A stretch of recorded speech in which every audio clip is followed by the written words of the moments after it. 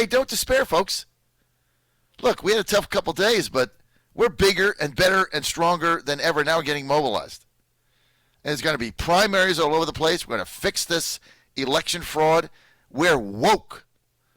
I was on one of the networks yesterday, and they asked me, well, you must be down. I said, I'm not down. We're woke. You haven't even seen it. Our movement is so much more vibrant than ever right now. So I'm really fired up today. And I'm so glad to be in Georgia because this is really the battleground. Now, we had a couple of feckless candidates that didn't support the president, even though we told them they were going to lose if they didn't. And they ran pathetic campaigns. It happens. But we get it. I was here 3 days. I was telling everybody, based on what I heard, they were in big trouble. So, look, we got a lot to be thankful for. We have a great movement. Wednesday was Wednesday. Now it's Friday. Now the left is going to exploit everything, and they're going to call us names, and they do what they do. Okay, and they're good at it. So the president has been banned from Facebook and Twitter permanently. You ban the president of the United States from a tech platform. All of them. Now, he's still the president. He's not going to get impeached. He's not going to resign. He's not going to be 25th Amendmented. None of that is going to happen. There's a mass exodus now around him of people leaving for no reason, saying that he incited violence. Look, I've condemned what happened on Wednesday. Thought it was despicable. And we're better than that. But as far as blaming the president for what went down, that is absolutely ludicrous. Okay? He had a rally. He laid out his evidence. He said, go to the Capitol and protest. That means wave flags and chants. In no way was there anything that he said that incited anything.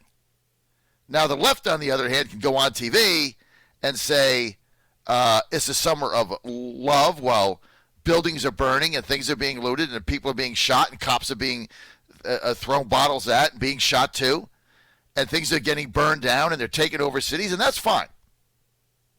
They can all encourage that. Trump did nothing to encourage the mayhem that went on Wednesday. Things got out of hand. It happens when you're passionate. Not excusable. But to say that he incited it, this is what they do. But here, think about what they've done. They have shut the president's platforms down. This is called suppression of your voice. Today they're going to do it to the president. Tomorrow they're going to do it to you and everybody else. They've tried to do that multiple times to War Room. That's why you got to own your own outlets. That's why I'm out of the affiliate business. Remember, you get affiliates, you get stations to pick you up. I'm out of that business. I could care less about that. You want a platform, you got to buy it. You got to own it. And you got to figure out the resources and the economics to do that. But then they can't shut you down as long as you follow the law. So this is where we're headed, folks. This idea that Trump is finished. Yeah, are you kidding me? He did nothing wrong. Now, could he have acted earlier? Sure. Hindsight is 20/20. He did send the tweet out. I don't think he expected that to happen, and none of us did. Things got out of hand. But 2 hours of a 5-year movement does not tag who we are. And so this idea that Trump is going away and the movement is dissipating and all these people jumping ship, Betsy DeVos and Mark Mulvaney and this one quitting. I tell you what, one thing the president did I loved, and I'm going to take your calls here in a minute. Then we're going to C.J. Worman in Australia. But I tell you one thing, he banned Mark Short, Pence's chief of staff, from coming to the White House. He banned him. He took away his credentials. I love it. Why? Because it was Mark Short who was giving Pence the advice to abandon Trump. Then, of course, Newt Gingrich sends out a letter saying what a profile and courage Mike Pence was. Yeah. I told you 4 weeks ago he was a relic. This movement is beyond these people now. I love Newt. I was there at Cobb County Center. One of the greatest days, one of the greatest nights of my life. is when he took the house over in it was in 1994. It was Cobb Energy Center, and I never saw as a young man. Younger. I never thought I should see that in my lifetime. I was on the Capitol steps when he did the contract for America. I backed him in 2012 when he ran against empty suit Mitt Romney. But now we're done with that. And no, we're not going to start a third party. Stuff is ridiculous. You already got a party. Take it over. It's there for the asking.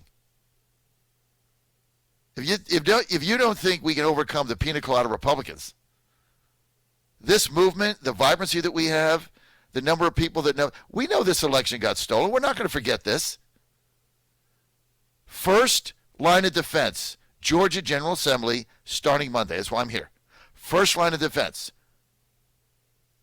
Change the way you vote in Georgia. Change it. They have the power to do it. And if they do it, they do it. All these people say, oh, Trump is done. He's not done. He hasn't even started. Trump is the only one that's got the courage and the moxie to lead this effort to go forward. I don't know what he's going to do in February. We're going to find out. But to sit there and say Trump is done because, what, he didn't send the tweet out fast enough? Are you kidding me? These are the people that never understood this movement from day one, and they don't get it now. Look at the people who bailed on us. Loeffler took her one day to bail. Kelly Loeffler. Then she sends out, and I'm gonna get to Trump's video here in a minute. Then she sends out a press release yesterday. Today, Senator Kelly Loeffler issued the following video statement congratulating Raphael Warnock on his victory in the January 5th runoff, while also pledging to continue to stay in the fight to protect the American dream.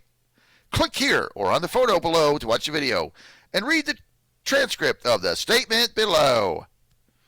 While my heart breaks for not being able to continue to serve Georgia, blah, blah, blah, blah. Same person who, to get your vote on Monday night, said, rah, rah, I'm for Trump. January 6th, there's fraud in Georgia. I'm voting with him on January 6th, rah, rah. On January 7th, let's see. You got the 4th to the 7th. No, the 6th. Oh, you got 48 hours. Within 48 hours, she bailed on that. So I guess she thinks you're really stupid. Or she doesn't care. Or it is what it is. All three wrapped up in one. If you want to continue to be led by the Kelly Loefflers of the world, then it is what it is. Lindsey Graham bailed. These people that have bailed on us are unbelievable. Or do they think we're going away? They all think we're going away. Oh my God, Trump is finally gone. Now he can get back to Goldman Sachs, open borders, doing business with China, making deals, eating caviar, sitting in the boxes, flying around on private jets, and raising money. And we can talk about capital gains tax cuts and not raising the minimum wage. Thank God. It's back to the old days. Mitt, you there? Let's see who else we got. Mitch and Mitt, you there? Hey, let's go back to the good old days where we're in the minority and do nothing. And we just kind of make believe we're Republicans, but we really all do the same thing. Let's do that. That was fun, right? Now look, folks. We are bigger and stronger and more vibrant and together than ever because now we understand and we're woke. You want to see woke?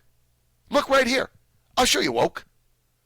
They think they were woke. Where do you see what we got coming? We're going to be primarying everybody. And we're going to be building states back in the image of the party that we believe in, which is the America First agenda. This movement, people say, oh, it's a cult of personality. No, it's a cult of policy. This movement is built on a set of principles that we believe in. Close the borders, control them, stop illegal immigration, stop the flood of illegals coming into the United States. Voter integrity, now you can add that to it. Protectionism, protect our jobs, raise wages. Get out of these endless wars.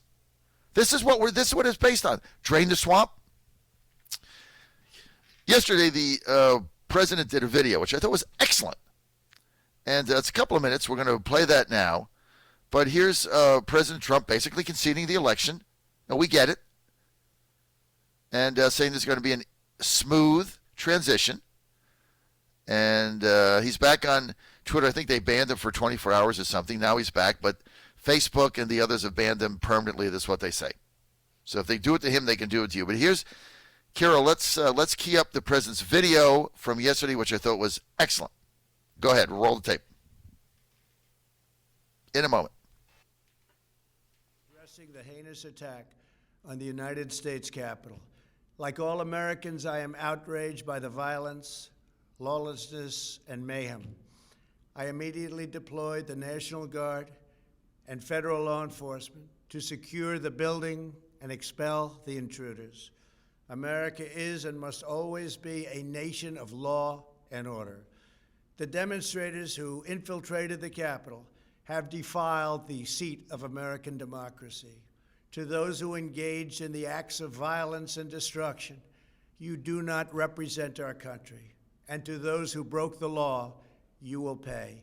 We have just been through an intense election and emotions are high, but now tempers must be cooled and calm restored. We must get on with the business of America. My campaign vigorously pursued every legal avenue to contest the election results. My only goal was to ensure the integrity of the vote. In so doing, I was fighting to defend American democracy. I continue to strongly believe that we must reform our election laws to verify the identity and eligibility of all voters and to ensure faith and confidence in all future elections. Now Congress has certified the results. A new administration will be inaugurated on January 20th. My focus now turns to ensuring a smooth, orderly, and seamless transition of power. This moment calls for healing and reconciliation. 2020 has been a challenging time for our people. A menacing pandemic has upended the lives of our citizens, isolated millions in their homes, damaged our economy, and claimed countless lives. Defeating this pandemic and rebuilding the greatest economy on earth will require all of us working together. It will require a renewed emphasis on the civic values of patriotism, faith, charity, community, and family. We must revitalize the sacred bonds of love and loyalty that bind us together as one national family. To the citizens of our country, serving as your president has been the honor of my lifetime. And to all of my wonderful supporters, I know you are disappointed, but I also want you to know that our incredible journey is only just beginning. Thank you, God bless you, and God bless America.